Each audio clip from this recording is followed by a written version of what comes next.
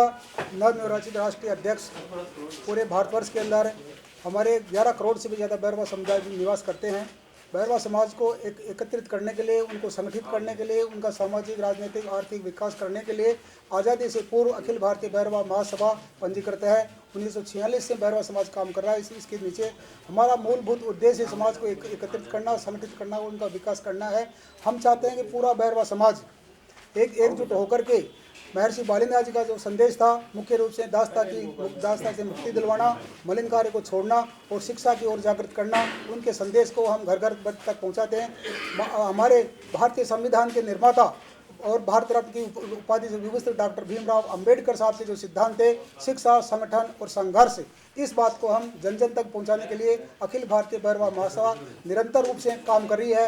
हम जितने भी हमारे महापुरुष हुए हैं, जिसमें महर्षि बालिनाथ जी भी हैं, डॉक्टर भीमराव अंबेडकर साहब है, गुरु रविदास जी है, कबीरदास जी है, मुनीश्वरानंद जी महाराज है, समझानंद जी महाराज है, इन लोगों का जो संदेश दिया था, हम उनके संदेशों को हर वर्ष उनकी जयंतियां मना करके और जनता तक पहुंचाते हैं। महर्षि बालिनाथ जी के आवाज़ को हम जनता तक पहुंचाने के लिए 31 दिसंबर को पूरे भारतवर्ष के अंदर बैरवा दिवस मनाया जाता है, जिसमें उनके संदेशों का हम प्रचार प्रसार करते हैं। 14 अप्रैल को हर वर्ष डॉक्टर भीमराव अंबेडकर की जयंती हम मना करके बाबा साहब की शिक्षा, संगठन और संघर्ष के सिद्धांत को हम पहुंचाते हैं।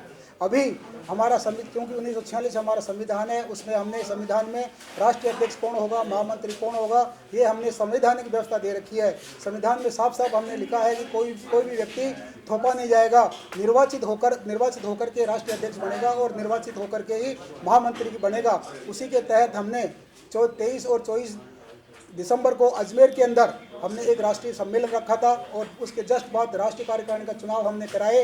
हमारे जो राष्ट्रीय कार्यकारिणी चुनाव हुए वो शांतिपूर्वक ढंग से हुए।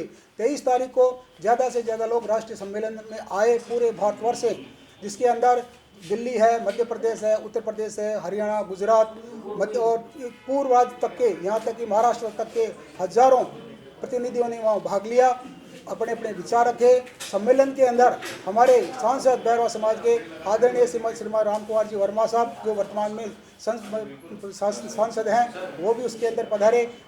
इसके अलावा जो भी वर्तमान और भूतपूर्व जो हमारे जनप्रतिनिधि हैं, उन सब ने वहाँ शरीक की, अपने अपने विचार रखे। दूसरे दिन सभी जनप्रतिनिधियों ने अपने अपने मताधिकार का प्रयोग किया। मताधिकार के प्रयोग के बाद शाम को 5-6 बजे रिजल्ट हुआ। उस रिजल्ट के अंदर मैं अखिल भारतीय बैरवा महासभा का राष्ट्रीय अध्यक्ष पुनः निर्वाचित हुआ। इसके पहले भी मैं राष्ट्रीय अध्यक्ष था और उसके बाद में पुनः मैं राष्ट्रीय अध्यक्ष हुआ।